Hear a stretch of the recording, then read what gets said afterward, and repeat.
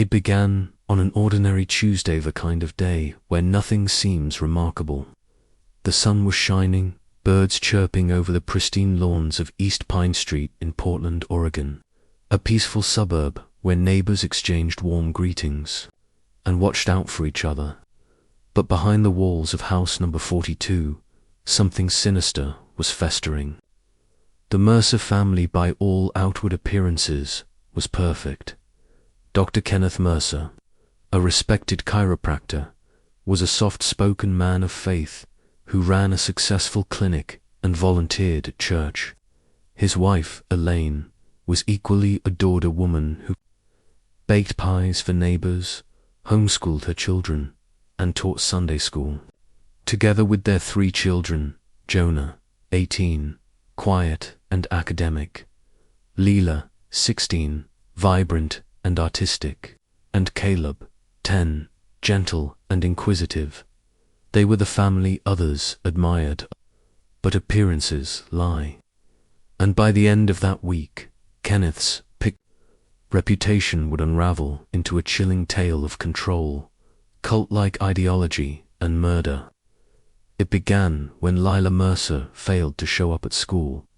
At first, her absence was brushed off. Teens skipped class, but her best friend, Maya, knew something was wrong. Lila had confided that she felt trapped at home, watched constantly, and recently stumbled upon something terrible in the basement. When calls went unanswered and texts remained unread, panic set in. That evening, Elaine Mercer called 911, reporting her daughter missing. She claimed Lila must have snuck out during the night. Kenneth confirmed no arguments, no tension, just a girl being impulsive. But officers noticed oddities. Lila's phone was still charging. Her journal with her was gone. Her room was untouched. There were no signs of a plan to run. What began as a routine missing persons case quickly turned into a full investigation. Over the next 2 days, flyers went up, the community mobilized, and local media latched on. But behind the scenes, investigators grew suspicious. Maya handed over disturbing text messages from Lila, hinting that her father was not who he appeared to be. She described surveillance in the house, family councils where her father demanded obedience, and punishments for stepping out of line.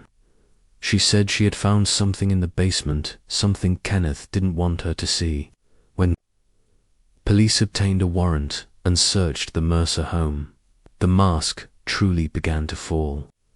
The basement was eerily sterile, bleached, recently repainted, and oddly empty. Officers found remnants of a rug that had been hastily removed. Rope fibers clung to the laundry sink. But most disturbing was a small child's shoe hidden behind a false wall. DNA confirmed it belonged to Lila. That's when the backyard became the next focus. The Mercer garden was renowned: meticulous rows of roses and tulips, perfectly trimmed hedges, and stone walkways that Kenneth himself maintained. But the family's golden sanctuary held a grisly secret. Cadaver dogs led authorities to a spot near the rear fence. 3 feet down, wrapped in a tarp, they uncovered human remains. But it wasn't Lila. It was someone no one expected: Miriam Holloway, a woman reported missing 11 years earlier. There had been no connection between Miriam and the Mercers, until detectives discovered that Kenneth Mercer wasn't Kenneth at all. He had once lived in Idaho under the name Daniel Holloway, Miriam's husband. After her disappearance in 2012, he moved to Oregon, changed his name, and reinvented himself. Her case had gone cold. Her body had somehow followed him. Investigators were stunned, and they hadn't yet found Lila. Digging deeper, they discovered that Kenneth had led a secretive group years earlier known as the Church of Binding Grace, a home-based religious sect that wasn't registered but had gathered several followers. Survivors from that time described Kenneth as manipulative, charismatic and domineering. Within the group, he preached that women were vessels of obedience and that questioning male authority was sin. One member recalled Miriam challenging his authority weeks before she vanished. Another testified that Elaine was indoctrinated by Kenneth, often defending his teachings even when they became extreme. With this knowledge, police pressed Elaine, who eventually broke down. In a taped statement, she admitted Lila had found Kenneth's private room in the basement hidden behind drywall. Inside were journals, photographs, and disturbing spiritual texts. Lila confronted him, terrified. That night, Kenneth held a family meeting where he accused her of betrayal. He then confined her to the basement for the night. Elaine claimed she was too afraid to intervene. The next morning, Lila was gone. Kenneth told her their daughter had run away, but Elaine never saw Lila again. Acting on the confession, police returned to the garden. This time, near a rose bush Lila had once painted in her sketchbook, they found a second grave. Lila's body was wrapped in a quilt. The coroner reported blunt force trauma and internal bleeding. She had not fought back. She had trusted her killer. Kenneth was arrested the following morning at his clinic. He was calm, compliant, and eerily emotionless.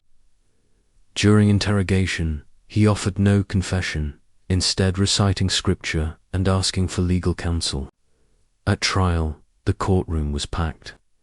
Prosecutors detailed the pattern of abuse, control, and religious fanaticism. Elaine testified, breaking down as she recalled years of psychological manipulation. Jonah, stoic and broken, testified that he saw the world differently after Lila's death, that the man he called father was, in truth, a tyrant. But it was Caleb, just 11, who delivered the blow that sealed Kenneth's fate. In soft, trembling words, he told the jury, "Dad said Lila was chosen by God once, but she lost her grace. He said we had to let her go." The room fell silent. On April 9th, 2024, Kenneth Mercer was found guilty on 2 counts of first-degree murder and sentenced to life in prison without the possibility of parole. He showed no emotion as the sentence was read. The Mercer home now sits empty. The once beautiful garden has withered. Lila's favorite rose bush is gone, replaced by a weathered marker from a vigil held in her honor. Maya started a non-profit, Lila's Light, offering support to teenagers suffering in abusive or controlling households. Jonah and Caleb live with relatives, far from the media spotlight. Elaine, granted partial immunity for her cooperation, lives under a new name and has largely disappeared from public view. But the question remains, how many secrets did Kenneth Mercer bury beneath the image of a perfect life? And are there more victims, more truths hidden in forgotten corners of his past? Lila's story is a haunting reminder that evil doesn't always wear a mask. Sometimes it smiles at you from across the garden fence. This has been a Verf Stories production.